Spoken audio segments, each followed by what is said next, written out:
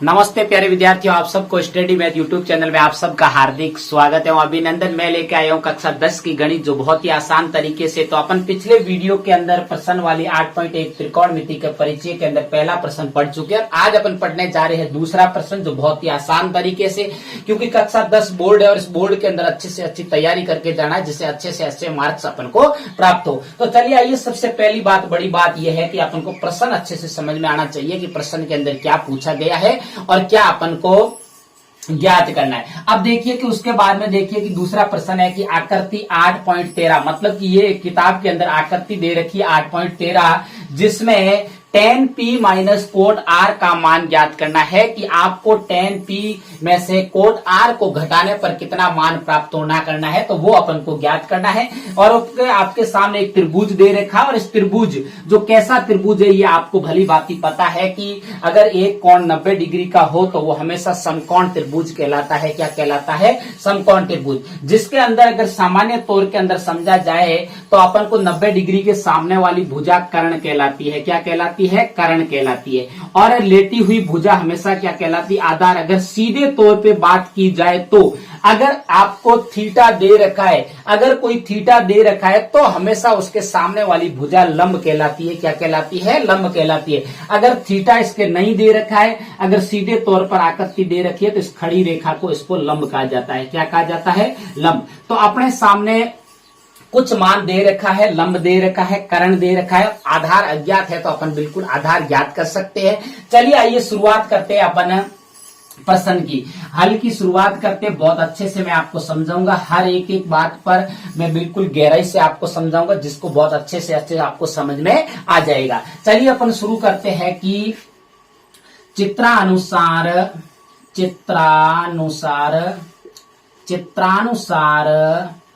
त्रिभुज PQR, त्रिभुज PQR में कोण Q बराबर क्या है? समकोण। कोण Q क्या है? समकोण।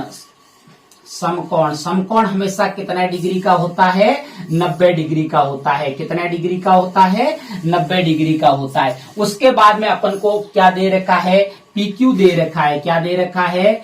PQ मतलब दे रखा है अपन को PQ कितना दे रखा है? 12 सेंटीमीटर। कितना दे रखा है? 12 सेंटीमीटर। PQ क्या है? लंब है। लंब अपन को दे रखा है इसके अंदर। और क्या दे रखा है अपन को? PR दे रखा है। क्या दे रखा है?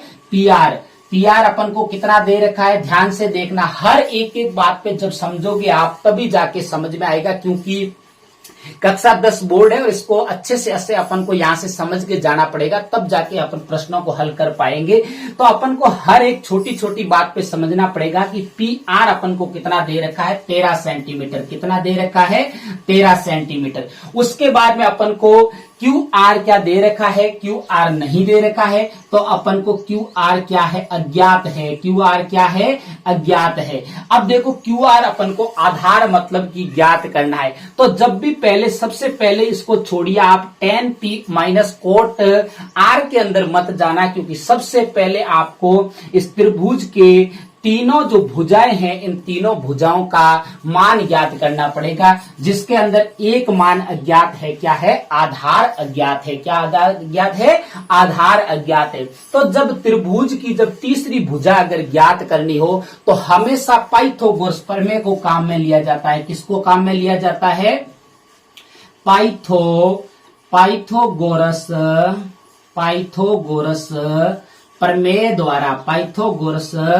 प्रमेय द्वारा। तो पाइथागोरस प्रमेय द्वारा क्या कह रहा है कि कर्ण स्क्वायर, आपको इसके अंदर ज्यादा सूत्र याद नहीं रखने हैं, क्योंकि आप ज्यादा सूत्र याद रखोगे तो आपको याद होगा नहीं। वैसे तो इसके अंदर 3 सूत्र है, एक कर्ण का है, एक लंब का है और एक आधार का है। इसमें जो भी अज्ञात होता है उसको हमेशा जो इस तरफ रखा जाता है बराबर के। तो चलिए आइए अपन एक ही सूत्र से करते हैं, क्योंकि बच्चों को अगर बार बार नए नए सूत्र याद करने के लिए कहेंगे तो याद हो, क्योंकि एक ही सूत्र से बना है, इसी सूत्र का पक्षांतन करके बना है। तो मैं चलो एक ही सूत्र से आपको बताता हूं। तो जो पाइथागोरस प्रमेय का सूत्र है कि कर्ण स्क्वायर क्या है? कर्ण स्क्वायर बराबर होता है लंब स्क्वायर। क्या होता है? लंब स्क्वायर प्लस आधार स्क्वायर लंब स्क्वायर प्लस आधार स्क्वायर। ये पाइथागोरस प्रमेय का सूत्र है कि कर्ण स्क्वायर बराबर लंब स्क्वायर प्लस आधार स्क्वायर। अब अपन को तो क्या चाहिए, आधार स्क्वायर चाहिए। क्या चाहिए, आधार चाहिए। तो अपन आधार का सूत्र क्या बनेगा, इसके अंदर पक्षांतन करके देख लो। आधार स्क्वायर, देखो आधार को इस साइड रख देते हैं क्योंकि ये तो अज्ञात है, तो अपन को क्योंकि यहाँ पे दिया हुआ नहीं है, बाकी सब मान दोनों मान अपन को दे रखा है। अब देखिए आधार स्क्वायर, लंब तो इधर प्लस का है, कर्ण इधर प्लस का था, तो इधर अपन को क्या करना है, इसके कर्ण प्लस में है, इधर किसमें है, प्लस के अंदर। या फिर आप इसको ऐसे भी बना सकते हो, इसको लिख सकते हो कि ये कर्ण स्क्वायर है। क्या है, कर्ण स्क्वायर, कर्ण स्क्वायर। अब अपन को तो आधार चाहिए, तो इधर कर दीजिए माइनस लंब स्क्वायर। क्या करोगे, लंब स्क्वायर बराबर इधर क्या बचा, आधार स्क्वायर। क्या बचा, आधार स्क्वायर। क्या बचा, आधार स्क्वायर। अब देखिए अपने पास में सूत्र बन गया है आधार स्क्वायर का कि कर्ण स्क्वायर माइनस लंब स्क्वायर बराबर क्या होता है, आधार स्क्वायर। अब अपन को सबसे बड़ी बात तो यह है कि विद्यार्थियों को सूत्र तो याद है, लेकिन सूत्र के अंदर मान नहीं रखना आता है कई विद्यार्थियों को, तो अपन को मान भी इसके अंदर रखना आना चाहिए। तो अपन के पास में देखिए कर्ण स्क्वायर, मतलब कि कर्ण आपको दे रखा है, कितना दे रखा है, 13 सेंटीमीटर। कितना दे रखा है, 13 सेंटीमीटर। और अपन को अभी तक इसको और भी आप आगे बढ़ाना चाहो तो केवल आधार चाहिए, तो दोनों तरफ क्या करना है, वर्गमूल। दोनों तरफ वर्गमूल करेंगे तो इधर क्या बचेगा, कर्ण स्क्वायर। क्या होगा, कर्ण स्क्वायर माइनस लंब स्क्वायर। कर्ण स्क्वायर माइनस लंब स्क्वायर बराबर इधर अगर हटा देंगे, आपको अंडर रूट दोनों तरफ करेंगे आप, तो इधर स्क्वायर हट जाएगा, तो क्या बचेगा, इधर केवल आधार बचेगा। क्या बचेगा, आधार बचेगा। अब अपन मान रखते हैं इसके अंदर कि कर्ण स्क्वायर का मान कितना है, तो अपन क्या करेंगे, बराबर अंडर रूट कर्ण का मान अपन को दे रखा है 13, तो अपन लिखेंगे 13 का स्क्वायर माइनस लंब भी अपन को देखिए दे रखा है कि कितना दे रखा है, 12 दे रखा है, तो 12 का स्क्वायर। अब अपन को वर्ग आना चाहिए। सबसे बड़ी बात यह है कि अपन को बेसिक गणित आना जरूरी है। अगर अपन को बेसिक गणित नहीं आएगी तो अपन कुछ नहीं कर पाएंगे। तो अपन को बेसिक गणित, छोटी छोटी बातें याद होनी चाहिए। अगर यहां बैठ जाएंगे 13 गुणा 13 करने के लिए या 12 गुणा 12 करने के लिए बैठ जाएंगे, क्योंकि कक्षा 10 है, इसके अंदर समय बहुत सीमित है और सीमित समय के अंदर बहुत सारे प्रश्नों को हल करना पड़ता है, तो कुछ बातें अपन को याद होनी चाहिए। अब अपन को 13 का वर्ग याद होना चाहिए और 12 का वर्ग याद होना चाहिए, तो सीधा लिखा जाता है। तो 13 का जो वर्ग होता है बराबर में इधर क्या है, आधार। क्या है, आधार। अब 13 का वर्ग क्या है, अंडर रूट।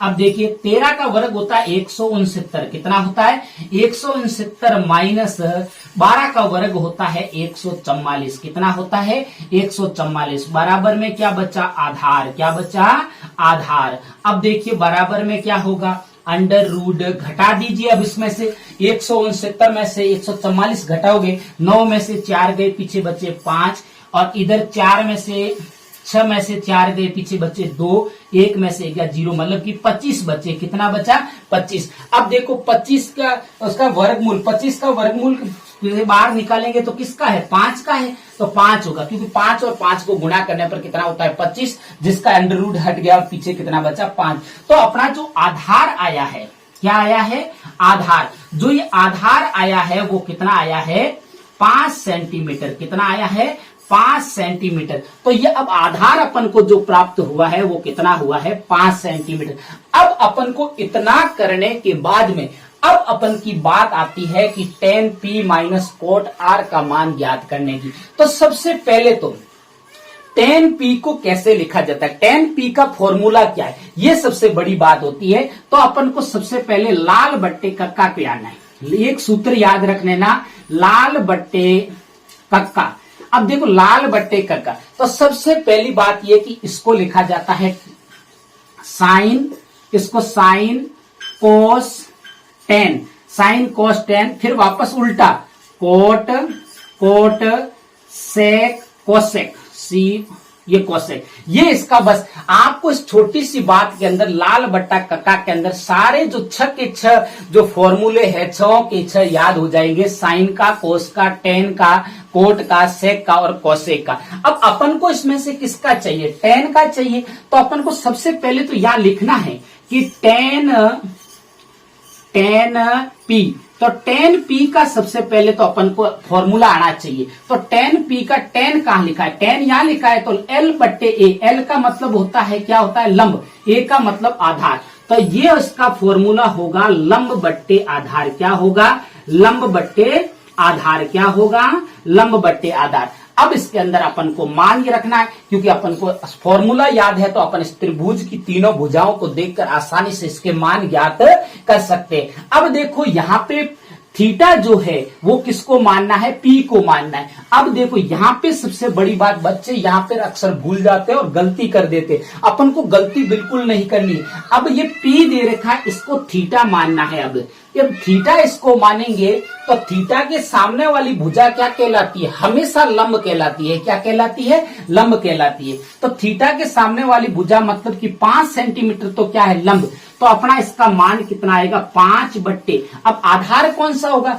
अगर ये लंब है ये कर्ण है तो आधार ये है मतलब कि 12, कितना आएगा, तो 5 बट्टे 12। इसको तो सरल नहीं कर सकते आगे तो, क्योंकि 5 बट्टे 12 आगे कोई सरल नहीं होती है, तो यही मान रहेगा 5 बट्टे 12। दूसरा क्या दे रखा है, कोट आर, क्या दे रखा है, कोट आर। अब देखो कोट को कैसे लिखा जाता है, यहां से देखिए ये टेन, टेन के बाद में देखो उल्टा करना है, कोट का मान ये है आधार बट्टा लंब, क्या है, आधार बट्टा लंब। कोट का मान क्या है, आधार बट्टे लंब, आधार बट्टे लंब। अब देखिए अब अपन को क्या करना है, थीटा किसको मानना है, आर को मानना है। अब की बार अब थीटा इसको मानेंगे तो इसके सामने वाली भुजा क्या कहलाती है, हमेशा लंब कहलाती है। आधार ये, तो आधार अपन को पहले चाहिए, तो आधार कितना है, 5 सेंटीमीटर, 5 बट्टे और उसके बाद में लंब कितना है, 12। तो अपना जो आंसर आएगा वो कितना आएगा, 5 बट्टे 12। लेकिन अभी तक आंसर नहीं आया है। अब अपन को इसके सूत्र के अंदर मान रखना है, जो अपन को प्रश्न दे रखा है। प्रश्न क्या दे रखा है, प्रश्न दे रखा है कि tan p minus cot r, क्या दे रखा है, कोट आर। अब अपन को देखिए मान दे, टेन पी का मान कितना है, टेन पी का मान है 5 बट्टे 12। टेन पी का मान कितना है, 5 बट्टे 12 माइनस कोट आर का मान ये दे रखा है 5 बट्टे 12, कितना दे रखा है, 5 बट्टे 12। अब अपन को क्या करना चाहिए, अब अपन को पता है कि 5 बट्टे 12 प्लस के है और 5 बट्टे माइनस 12 के, तो दोनों कट जाएगा और आंसर कितना आएगा, 0। कितना आएगा, 0। तो ये है आपका जो आज 8.1 प्रश्न वाले का दूसरा प्रश्न। मुझे उम्मीद है कि आप सबको बहुत अच्छे से समझ में आया है, और बार बार इसको देखो, बार बार बिना देखे प्रयास करो, तब जाके सीखोगे। और अगर मेरे पढ़ाने का तरीका अगर आपको अच्छा लगे तो मेरे चैनल को सब्सक्राइब करना और आगे अपने प्यारे प्यारे दोस्तों को शेयर करते रहना। तब तक मेरे स्टडी मैथ यूट्यूब चैनल पर बने रहे। नमस्ते।